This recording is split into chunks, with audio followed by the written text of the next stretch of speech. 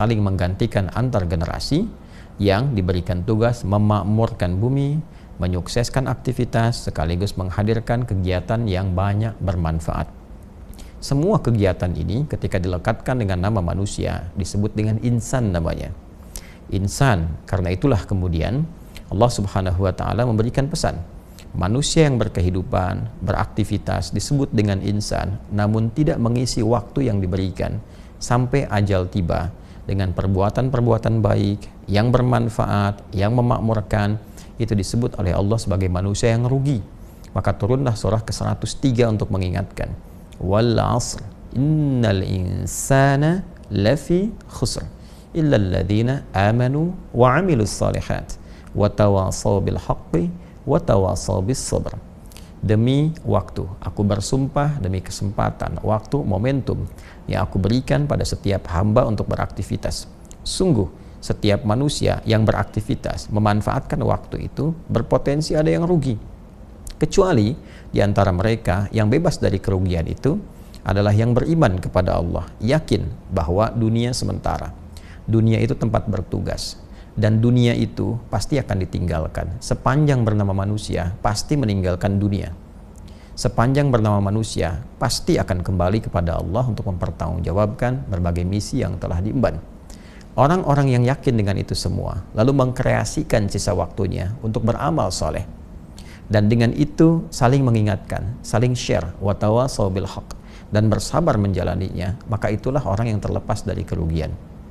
Hadirin sekalian, rangkaian ayat-ayat tadi mengingatkan pesan kepada kita bahwa setiap kita ini di dunia ini hanya membawa tugas, membawa misi besar. Imma itu untuk ibadah, mengesahkan, mengagungkan, berubudiyah kepada Allah Subhanahu wa Ta'ala. Karena itu kita sholat, karena itu kita puasa, karena itu baca Al-Quran, untuk mengimplementasikan keyakinan kita bahwa kita ini adalah seorang hamba yang punya tugas selama di dunia, mengesahkan, mengagungkan Allah Subhanahu wa Ta'ala. Saat yang bersamaan, kita juga beraktivitas. Ada yang bekerja, ada yang berbisnis, ada yang di dunia diplomasi, di birokrasi, ada yang mengajar dalam rangka menjadi khalifah di bumi, membawa segala hal yang bermanfaat, mengajar yang bermanfaat, bisnis yang benar, menghindari manipulasi, jauhi kecurangan. Segalanya kita coba tunjukkan dalam rangka menjalankan misi yang telah Allah amanahkan kepada kita semua. Tapi ayat itu juga mengingatkan bahwa pada saatnya ketika ajal tiba, selesai misi kita dan kita pasti akan berpulang. Jadi kepulangan kita adalah satu hal yang sangat niscaya dan sifatnya pasti.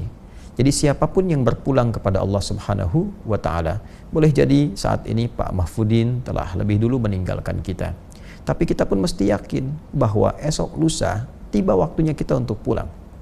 Tinggal pertanyaannya, bagaimana kemudian kita melihat diri, melihat cermin, melihat sekitaran kita, dari siapa yang pulang itu, dan dari situ kita belajar untuk bisa meningkatkan kebaikan yang mungkin kita bisa lakukan dan mengoreksi kekurangan-kekurangan, kesalahan-kesalahan yang mungkin telah dilakukan, sehingga ketika pulang bekalnya bisa optimal. Semua amal dinilai baik oleh Allah Subhanahu wa Ta'ala. Ini yang dimaksudkan Quran surah ke-67 di ayat yang kedua itu. Huwallazi khalaqal mauta wal hayata liyabluwakum ayyukum ahsanu amala wa huwal azizul ghafur. Dialah Allah Subhanahu wa Ta'ala yang telah menetapkan kematian itu dan juga kehidupan sesungguhnya untuk menguji yang masih hidup, agar mereka belajar dari proses kematian itu. Siapa yang wafat? Sekarang ada sosok yang meninggalkan kita. Coba lihat mereka. Boleh jadi yang lebih dulu meninggalkan kita itu amalannya begitu luar biasa. Terkadang dia beramal dalam kesunyian, tidak banyak berisiknya, tidak banyak viralnya. Dia mungkin tidak begitu populer di dunia, tapi penduduk langit begitu mengenalnya. Terkadang ada yang terlihat memotivasi, terlihat viral kisahnya, banyak diketahui, tapi semua sepakat bahwa mereka orang baik. Jangan-jangan orang-orang yang wafat mendahului kita dan kita tahu saat ini, kita mengenalnya, boleh jadi mereka itu telah meninggalkan berbagai legasi yang dinilai soleh oleh Allah Subhanahu wa Ta'ala. Belajar dari itu, bagaimana mereka bersedekah, bagaimana konsisten ibadah, sholatnya, interaksi dengan Qur'annya.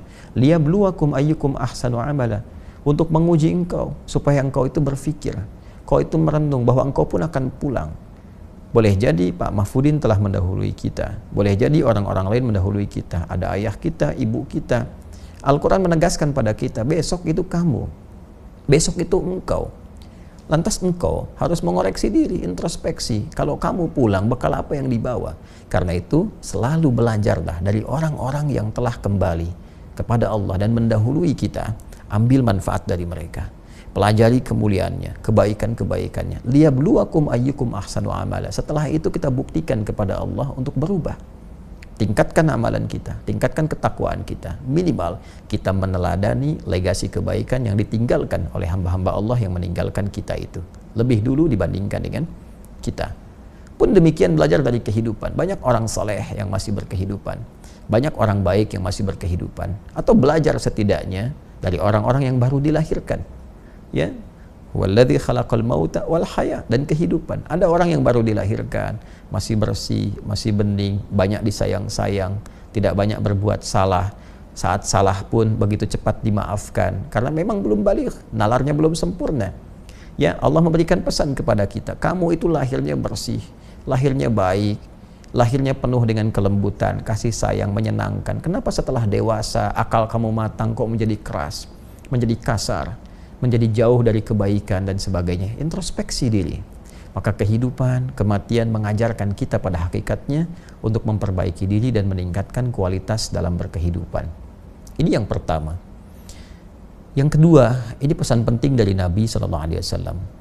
Setiap insan yang sudah pasti akan meninggal, Nabi berpesan, siapkanlah bekal terbaik. Setidaknya sekalipun wafat, peluang-peluang transfer kebaikan itu masih tetap mengalir di alam barzakhnya.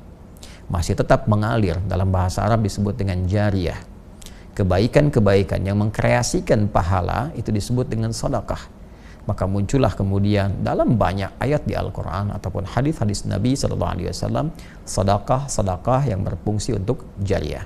Di antaranya Nabi pernah menggarisbawahi pada 3 amalan utama yang bisa mengkreasikan sedekah jariyah. Di hadis Muslim, diantaranya diingatkan kepada kita saat Nabi SAW menyampaikan, bima ma'na au kama qala Rasulullah SAW. Ada 3 golongan yang saat anak Adam itu, manusia itu meninggal dunia. Kalau kita ambil redaksi hadisnya, idza matal insanu, jika seorang manusia yang biasa beraktivitas itu kemudian meninggal dunia dan tak mampu beraktivitas lagi. Karena itu inqata'a sa'iru amali, terputus semua peluang amalnya. Karena terputus semua peluang kreasi dan amalnya, maka terputus pula peluang pahalanya. Nggak mampu sholat lagi, pahala sholat terputus.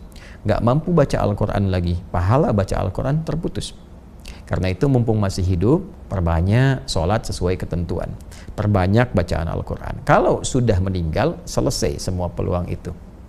Kemudian terputus semua amalnya, in qata'a sa'iru amali illa min thalath, kecuali ada 3 amalan yang ditinggalkan oleh seseorang yang meninggal dunia, tapi pahalanya terus mengalir. Sekalipun perbuatannya telah terhenti, pahalanya terus mengalir.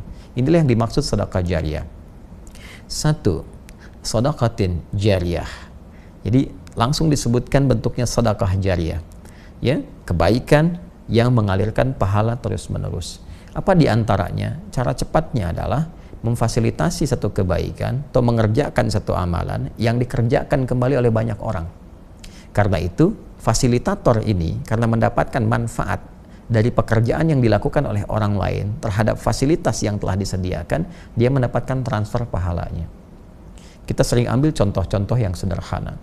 Misal, kita membantu di masjid, sediakan karpet masjidnya, atau misalnya menyiapkan mushaf tertentu, memfasilitasi para penghafal Al-Quran, ada buku-buku hafalan Quran misalnya, atau misalnya memperbaiki madrasah, di sana ada anak yang belajar, ada orang sholat sujud di karpet yang kita fasilitasi itu dengan izin Allah Subhanahu wa Ta'ala. Sepanjang bendanya masih ada, walaupun kita telah meninggal dunia, itu terus mengalirkan pahala. Itu yang disebut sedekah jariyah. Kedua, ilmin yuntafa'u bihi, ilmu yang bermanfaat. Karena itu sebagai orang tua, saya senantiasa memotivasi diri dan juga menyarankan kepada orang tua lainnya. Tanamkan kepada anak-anak kita itu informasi pengetahuan yang baik-baik. Ajarkan Al-Fatihah pertama di lisan orang tuanya supaya pahalanya mengalir ketika anak itu sholat. Ajarkan tentang kejujuran, kesabaran, ilmu-ilmu yang mendekatkan diri kepada Allah. Itu mengalir pahalanya setelah meninggal dunia. Pahala itu terasanya setelah meninggal. Kalau dalam berkehidupan mungkin tidak terasakan. Jadi begitu kita meninggal dunia, maka akan dikonfirmasi apa yang telah dilakukan itu. Dan yang terakhir adalah waladin salihin yad'u lahu, anak saleh yang senantiasa mendoakan kepada kedua orang tuanya. Karena itu, jika memang anak-anak masih berkehidupan, maka bimbing mereka dengan kebaikan. Tempatkan di sekolah yang benar. Carikan guru yang baik. Karena itu aktifat terbaik saat orang tua berpulang. Dan ini pun rumus berkebalikan. Mafhum mukhalafah untuk anak-anak. Mafhum mukhalafahnya, pengertian terbaliknya, anak-anak jangan lelah ibadah. Karena ketika Anda tidak beramal soleh, Anda tidak termasuk anak soleh yang doanya belum tentu sampai kepada orang tua. Nah, karena itu saya berharap kita semua belajar dari apapun yang kita hadapi untuk meningkatkan ketakwaan pada Allah Subhanahu wa taala dan saling mendoakan semoga kita berpulang dalam keadaan yang baik. Saya kira itu tausiah singkat yang bisa saya sampaikan. Semoga Allah merahmati kita semua dan kita bermohon kepada Allah semoga semuanya diberkahi dalam kemuliaan, dipertemukan dengan Rasulullah saat kembali nanti kepada Allah dan ditempatkan dalam tempat yang lebih baik dengan ridha Allah Subhanahu wa taala. Allahumma taqabbal minna innaka antas sami'ul alim wa tub 'alaina innaka antat tawwabur rahim. Wa sallallahu ala sayyidina Muhammad wa ala alihi wa sahbihi ajma'in. Wa akhiru da'wana subhanakallahumma wa bihamdika asyhadu an la ilaha illa anta nastaghfiruka wa natubu ilaik. Walhamdulillahi rabbil alamin. Assalamualaikum warahmatullahi wabarakatuh.